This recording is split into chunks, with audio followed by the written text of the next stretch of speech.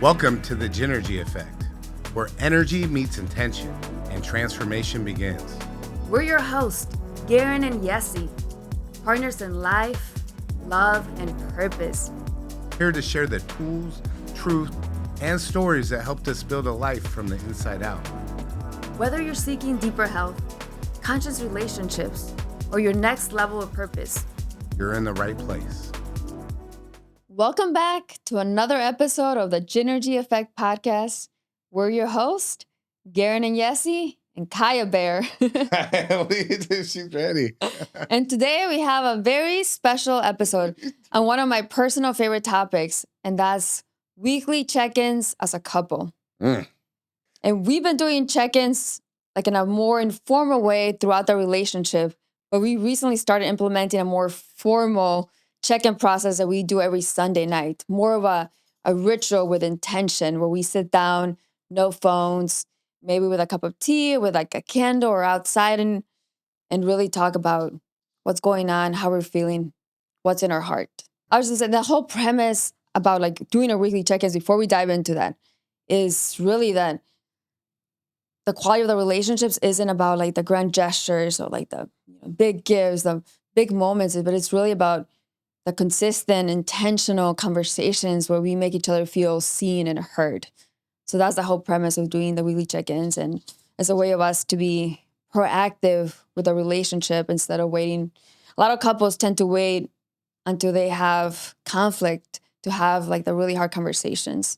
So this kind of flips the switch so that you're having those conversations proactively every week, so that when conflict comes up, you're better equipped to handle the conflict because you're sort of training like the muscle. It's kind of like training a muscle. You're doing it every week. So when it comes up, you're better equipped to handle any situation, any conflict. I love that. It's like being proactive instead of reactive. Exactly. It feels like a lot of times in relationships, I'm sure we've all lived them. I know I have. We wait until it's too late to try to find some sort of measures to take to mitigate whatever the issues are, right? Yeah. But once you get to a certain point and that cycle is so deep, it's hard to break that. Yeah, Harder. Yeah, when you keep things bottled in, Right. a lot of times resentment builds. It gets to a point where, it can be much more difficult to repair. Not always impossible, but it can be much more difficult. And if you've ever heard someone say, you don't listen, this is a perfect way to help solve that and mitigate that. And if you hear that consistently, then that may speak to some different patterns, right? And so I'm excited to dive in and share, what we do that I found on my side is just help whenever I start to build any type of feelings about anything. It really gives us a good outlet. And then we don't feel like we don't know when we get to talk about it, or it's like, do I bring it up now? Or like, then it also doesn't just get randomly brought up during the week, right? Right. Yeah, it makes it so that you can focus more on enjoying each other and your relationship. The relationship feels lighter. You can have more fun during the week instead of just like bottling everything up, and it creates like that energy in the relationship that may not be the most productive and the most fun to be around. And who doesn't want to have more fun in a relationship? Exactly. I mean, the goal is to have relationships that make us feel lighter, that bring us joy. Right. And we've been very intentional since the structure of our relationship, going on the 8 dates with John Gottman, on that book, and then really rolling into what other practices after that, right? So that was great to build understanding and now to have that consistent practice in place. Yeah. And thanks to John and Julie Gottman, not only did they inspired us to read the 8 Dates book, but they also inspired the structure that we use for the weekly check-ins. Yeah, a lot of great stuff. Very huge fans of Julie and John Gottman. Their work in relationship psychology is top-notch. Definitely encourage you to take a look. And and if you guys are listening, the Gottmans, come on the podcast. Let's go. Yeah, we would love to have you on. Yeah. But, so let's dive in. Next, we'll dive into the exact structure that we use for weekly check-ins. Okay. Just structure that we got from the Gottmans. We kind of make it our own sometimes and kind of go a little off script, but it's the foundation of it was from the Gottmans. And I have it on my phone, so I'm going to pull up my phone because this is where I have all the questions. And then as part of like Gynergy, our main thing with Gynergy is always gratitude. So always start with gratitude. So with this check-in, we always want to start with gratitude for what is going right, for what we appreciate about each other. So that's like the whole premise is start with gratitude, pick a consistent location, whether you said it's inside with a candle tea or outside in nature, somewhere where you feel calm and grounded. And then the first 2 to 3 minutes, we start with what we call, or what the government's called, is a State of the Union. And the prompt is, how are you really doing this week, mentally, emotionally, and physically? And what do you feel like when you get to share that? How does that make you feel once you get that out? Yeah. So the goal of this first part is to really allow your partner uninterrupted time to really share what's going on in their heart and to make them feel seen and heard. So that's why it's uninterrupted. You're letting your partner really say everything that they're feeling, not just physically, but emotionally, mentally. And would you say a big part of the responsibility of the other person that's not sharing is to create that space? Yeah. Yeah. Come from a place of like intention and understanding. Absolutely. Yeah. While while one of the partners is sharing, the other partner would be actively listening to understand, to be compassionate, to be loving, not to respond or to be defensive. So that's a lot of couples can, when they hear how their partner's feeling, they can immediately take it as an attack and get defensive. But the goal of this uninterrupted time is to really just come from a place of love and understanding. Yeah. What is my partner telling me? How can I show up with more compassion? What can I learn about my partner? How can I love them better based on what they're saying? I know as a man, sometimes, when you hear stuff like that, it's like it taps into a certain part of you that can become defensive because our role or responsibility that maybe what we take pride in is providing, and providing a safe space and providing, a good life. And, when it's a big responsibility. Yeah. When we hear our partner isn't, maybe has something on their mind or whatever, it goes so far to not listen to respond or not to take that personal or not to make it about you, but to really just listen and be aware and come from a place of empathy and love. I think that's really what the catalyst is, right? Like choosing to share your life with this human being, and nobody's perfect and everybody has feelings, and depending on when it is, those feelings may be amplified a little bit too. Yeah, especially if you're a woman, of course. Like our feelings can definitely be amplified during approaching that time of the month, and even during that time of the month, we have a lot of internal changes that are happening in our bodies with temperature and other hormones. So definitely during that time, we can be more sensitive, more reactive. So it's also good as a partner to be mindful of that. To understand what time it is, fellas. Yeah, and also as a woman to be able to communicate that to your partner proactively, right? So I think it's kind of like a teamwork, right? For the woman to be able to communicate when she's feeling maybe a little more reactive, a little more sensitive, and then for the partner to also be understanding and sometimes even be recognized without her anticipate her needs during that time, where she may not be able to be always voice them, but have some sense of anticipation because you've been through it a few times. You can start to anticipate needs a little bit better. So what was the question again that they start with? So it wasn't a question. The first part is the State of the Union, where we just uninterrupted 2 to 3 minutes. How are you really doing this week, mentally, emotionally, and physically? And we take turns saying that. So you go, I go. You go, I go style. You go, I go. So that's like the first part. That's part one. Part two is where we actually go to the Gottman Inspired Connection questions. And the first question is around appreciation and fondness. Yes. What did you appreciate about me this week? And when did you feel most loved or supported by me? It's always good to dive into that positivity, because as much as maybe we stop really paying attention to some of the things that our partners do for us, whether it's, cooking or cleaning or just meeting our needs in different ways. Yeah, it's easy to take things for granted in a day-to-day, right? Right, we do. We do so much. You get used to it. It's just like you can have an incredible view, but if you see it every single day, you become like desensitized to it a little bit. Unless you're very intentional about it. So this gives you the ability to be intentional, share with your partner, and reinforce those actions too. Yeah. And by reinforcing those actions and reinforcing like the fact that you see the person, what they're doing, the value that they're adding, and like it encourages the other person to keep showing up and a mindset of service and, continuing to add more value and showing up in that way. Because the worst thing that you want is to feel like you're doing all this stuff and it goes your partner unnoticed, doesn't even see it or recognize it or appreciate it. And it's like, why do I want to do that? And then exactly. At times you can start giving up in certain ways, right? So this whole part is about reinforce that positive actions. It's really saying, I see you, I see what you're doing, and I see the value that you add, and not only I see it, but I appreciate it, right? Right. So that's a powerful gratitude. One. So what's the question again? Read it again so they got that. What did you appreciate about me this week? And when did you feel most loved or supported by me? And we're going to put these in a link for everybody. Yes, yeah. So we'll include them in the description of the episode. We'll include a link with all the questions that you can take and use this for your check-ins with your partner. You can start implementing them, or even with yourself. Yeah, it's true. Next question's about turn towards bids for connection. So the questions are, did you notice any bids for attention, affection, or support this week? How can we better respond to each other's needs moving forward? I like that question. Yeah.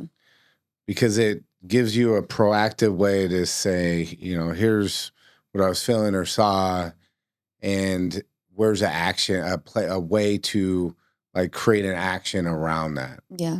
Right. So if I'm feeling a certain way, what is an action that can be taken to help solve that? I feel like when we do that, it helps prompt that instead of just like conversation about, there's like an outcome.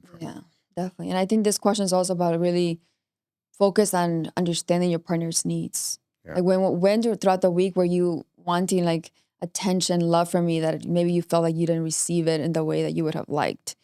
So how can I understand what that need was better? So maybe I can turn towards that bid for connection in the future versus turning away. Because sometimes I think this also goes with like the love languages. Sometimes the way we give love and receive love can be a little bit different. So sometimes we're so focused on receiving or giving love in the way that we want to receive love that we may lose sight of those bids for connections from our partner where they're really, maybe you feel like you're showing up in a great way by cooking dinner, doing acts of service, being saying, I'm so proud of you, I love you, like using words of affirmation. But your partner in that moment maybe is really wanting just like a hug, like a soft embrace, a kiss. And that may be a bid for connection you dismiss but in your mind, you may think, oh, wow, I was doing so much. But if it's not in the way that your partner's, wanting that love or that need in that moment, it could cause some tension in the relationship, some conflict. That's fire. Yeah, the other part of it, men are very much driven by solving the problem, right? So this gives a great way to structure us knowing how to kind of solve a problem if there is one. Yeah. Maybe it's not a problem, but take action around something without it being like, oh, how can I solve this problem for you, right? Like, or how can I do that? It just helps each other understand how to show up for one another. Yeah, and I feel like it encourages being more of a team. Yeah. Like we're working on this together. We both want to feel supported and we both want our needs to be satisfied. That's right. I love that. I love that. And then third question is around conflict, repair, and understanding. So were there any moments of tension or misunderstanding this week? And how can we repair or grow from them? Bless you. Thank you. And in this one, it's recommended to use words like I felt instead of you always speaking in you always or you never do, like in those extremes, is not constructive for the relationship. It's best to really communicate. When you did this, it made me feel this way. Or when you not like you always do that. And that sounds as an attack. It can come over as an attack and your partner will automatically get defensive. So it's really coming from a place of love and empathy and compassion. What would you say some examples of like our conversations around that has transpired to create, a good outcome? Say that again. What was your question? Like when we do these questions, what have been our experiences? Maybe you can provide that for somebody as far as like us sharing with each other, Mm-hmm. and how that makes you feel after, how it shifts the energy. So this particular question? So when or in general? In general, but this yeah. particular question too. Yeah. I was sneezing right when you were reading it. So Okay. Okay. I'll read it again because I feel like I'll read it again. So were there any moments of tension or misunderstanding this week? And how can we repair or grow from them? So it's all about conflict, repair, and understanding. So it's about coming, okay. So we're in a relationship with someone who's not, it's an autonomous human being, has a different personality. There's bound to be conflict. Regardless of how many weekly check-ins you do, how many date nights, there's going to be conflict. That's just the nature of being in any relationship, whether it's romantic or not. So now that we are like, okay, there's some moments throughout the week that maybe we felt some conflict, some misunderstanding, and how can we repair from that? Let's see, an example, what would be an example of? When you don't put your keys in the drawer. Oh, definitely. This one, I'm like that. Let's try. For me, it would be, to Garin, it would be like when you come home and you don't put the keys in the drawer, it makes me feel anxious, and it makes me feel like you don't value the work that I've been doing around the house to keep things structured and organized. And it also makes me feel like I have to, sort of like in a mom role where I have to pick up after you versus you being a partner. And that makes, and I don't want to feel like I'm your mom. I want to feel like I'm your partner. Right. And And for me, when I hear that from that perspective, it helps me understand it, where otherwise I could be like, man, I do these other 99 things. Yeah. And it's just me putting my key in the drawer, and then you're nagging at me about it. And then that can build resentment. Yeah. But when I hear the why behind it, it helps me understand it. Mm-hmm. And then we can have an open dialogue about it. And then you can understand from my perspective, and then the love languages. And maybe there's different emphasis on everybody's roles and responsibilities that is derived from that. Right. But I think being able to have a structured way to have that conversation is such a powerful part of it.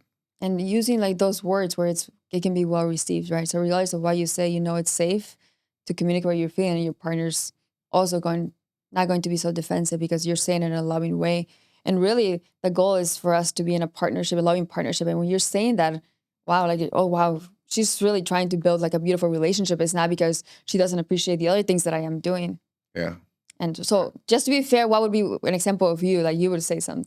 Just like, I mean, it's hard because you're perfect, Oh, baby. I would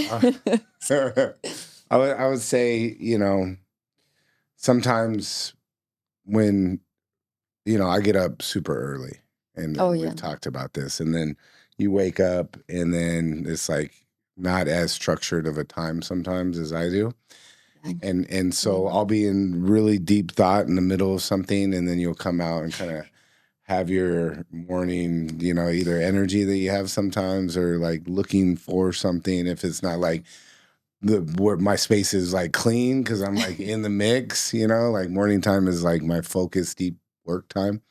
And then you just expect me to kind of shift into like what you want it to be at that moment. And that at times, when we've resolved that because we did this exercise and had that conversation, because it would build resentment, because I feel like, hey, I'm up early because we're on a mission and we have a vision that we're driving towards, and I'm not feeling supported because I'm up and I don't feel recognized for the hard work and everything. And it's just about, oh, you have a coffee here, you have this here and this here, and it's messy. It's like, because I'm in the mix of life right now, So I think that once we had that conversation, that change and that shift happened immediately. And you were very understanding and respectful, because I don't think you understood it from my perspective. You were just waking up and seeing a mess. And from your perspective, it's like, hey, I cleaned at night so that I woke up in a clean space. And now it's, a little bit more chaotic than what I would have liked to wake up to. And I understand that once we have that conversation in that way. And so to have that structure, to be able to have that framework, to have the conversation made all the difference. And if we didn't have that, there would be these little things that would add up and build resentment. And maybe we would probably have our communication around it and resolve it at some point. Yeah. But there are studies, and it's proven that the quicker that you can resolve these resentments or these issues in a relationship and respond back from conflict, the more likely you are to have a successful long-term relationship or marriage. Yeah, absolutely. It's when resentment builds that it can become really hard to repair. So yeah. So the sooner you have the hard conversations, the better off you will be. The sooner you will be able to understand your partner to repair. So what's the next? Let's go to the next one. Keep it on. Dreams within conflict. So this is to really get to like the deeper why. Was there a deeper need or value behind any conflict this week? What did it truly mean to you? So a lot of times you can, when we talk about these things, like for example, like the keys, it's like, oh, it just sounds like it's an issue with wanting to keep like the house clean, right? But like really the deeper need is really to feel like value for the work that the work that I'm doing of like maintaining a peaceful and organized and beautiful home and to feel like in a partnership. That's a much deeper need than just wanting to keep the house clean, right? Yeah, and understanding why there's emphases on certain things is really important. Yeah. Right. And so for me to be able to understand that the reason, the underlying, I think is really important. Yeah. And for you also to feel like in the other scenario to feel like supported and seen and, all the work that you put into creating a beautiful life for us. Like that's probably a much deeper need than just, Well, big part of it too is understanding the love languages like we talked about, because there are certain acts that we do that maybe we put more weight on than the other person does, and the reason we're doing it is for the other person. But if we don't communicate what those are and have that conversation and provide that for one another and come from that place of like my desire is to fill your cup to create, peace and safety. And I want to see you at your absolute best. Like I want to see you blossom and be this incredible human being because I see that inside of you. And I mean, everybody can see it, but it's like, I very much see exactly sometimes, and you may not at times. Right. And so for me to help blossom that, and that's one thing that's really important to me. But if I don't know how to properly communicate, like I may want to be communicated to differently than you do. Yeah. And we've had to learn some of that stuff. And words of affirmation are really important. Yeah. And physical touch is really important to you. Yeah. True. So it's a beautiful thing. Yeah, it's a beautiful thing. You grow and you're able to show up more in like the way that, love your partner the way they want to be loved. And it creates a much more beautiful relationship. Yeah. And it all starts with having this framework. And how long do we spend usually doing this? The check-in, it doesn't take, it's like half an hour. Yeah, 30 minutes. Yeah, 30 minutes, yeah. 20 to 30 minutes. So that's 1/48th of one day, which would be like, let's just say 1/360th of a week. You know what I mean? So it's like, it's really not, I'd like to know how close my math was too, but it's really not. I would like to know that too. It's really like 1/360th of the week. Yeah, it's really not. Make sure each other are good. I mean, come on, guys, you got time. Not a big investment in terms of time, but it is a big investment for your relationship. When people tell me, oh, I don't got time. No, you're just not intentional with your time. Yeah. But you're doom scrolling on your phone, or you're watching TV, or you're doing other stuff that really has no bearing on life. Yeah. If it's living somebody else's life through fantasy football or whatever, it's like. Yeah, if it's important to you, you will make it a priority. You will find the time. You will make the time. 100%. And I do also think there's something to be said about doing it on a Friday evening, kind of set the tone for the week. Sunday or Friday? Sunday. So we do it Sunday evening. Said Friday. Okay. Did I say Friday? Oh, sorry. I mean Sunday evening. Yeah. Kind of set the tone for the week. Start the week on a positive note. Start the week with love and understanding rather than like resentment from today. Sundays are our days to the start of the week. We prep for the week. We start the week. Being intentional about that. Super important. So two more. Live your life intentionally. Yeah. Not just watching life go by. 2 more questions. Let's run it. The next one is intimacy and affection. What made you feel close or connected this week? And is there anything you'll love more of emotionally, physically, or spiritually? It's a great question. It's a great question because it allows us to know when your partner shares that, how we can show. It takes the guesswork out. Yeah. Sometimes we're just guessing. We're like trying to pin a tail on a donkey with our eyes closed. We don't know. We're just like, but that gives us a very specific information that we need to be able to show up. I agree. And I think this question also ties to the love languages. It really allows you to understand, okay, what did I do that made me feel connected to my partner, that they felt connected to me and that they want more of? Right. Whether it's something physical, emotional, mental. And then the last one, looking ahead. What's one way I can support you this coming week? And what's something you're excited about that we can look forward to together? So this is building anticipation for the week and have something that we can both look forward to together, not just individually, right? We're individuals and we have individual goals, but it's also so beautiful to have something to look forward to as a couple, to have goals to look forward to. I love that. Yeah, because this does a great job. It gives you the structure of, state of the union. You kind of share a recap. You go through some of the things from the past, great, not so great, improvements, a pathway to that. And then goes, okay, now we have the pathway. Now, what are we looking forward to and how can we implement that moving forward? It's like giving ourselves permission to now we can be excited about something and have fun together, so be playful. Can shift the energy as well.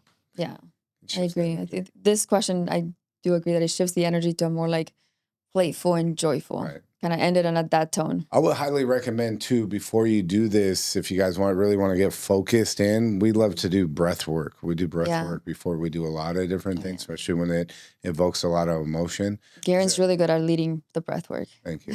It allows us to really focus in within us and calm everything else that's around, calm our mind and our energy. And that allows us to be more present in the moment and show up. So I would highly recommend doing some box breathing. Those are great. Yeah. And with that, I feel like introducing the breath work with it takes it from just being a habit to something that we talked about in another podcast. It makes it more of a ritual, more intentional. Right. So this is a ritual for your relationship. Yep. Habit plus intention equals ritual. I love our it. definition for it. And last, the closing ritual is to end by saying something kind or affirming to each other. So an example would be, one thing I admire about you is your drive and your desire to be a protector and provider. I love that. Thank you. One thing I admire about you is your purity, your energy, and the way that you just light up the world. I love that. Thank you. All right, we just went through a lot. Yeah. That was great. I hope you guys took a lot from that. Yeah. And again, we'll share the link to these questions with the description of the podcast episode, so you can take these questions and hopefully it'll add value to your relationship as well. And if you got friends, family, anything that you think would benefit from this, share this with them. May make that impact that makes a big difference downstream, right? So we're grateful. We got a great episode coming up on the next one, and we're really always don't take it for granted when you guys show up and you spend this time with us. We have a mission to really grow this, and our big mission with Gynergy is to, in the next 10 years, build 1,000 homes for families, 100 learning centers, and impact 1 million lives. We hope this can help be the catalyst towards that. Thank you, and we'll see you guys on the next episode of the Gynergy Effect podcast. Let's go. If this episode spoke to your soul, share it with someone you love and tag us at the Gynergy Effect. We'd love to connect. And remember, your energy is your power. Use it with intention.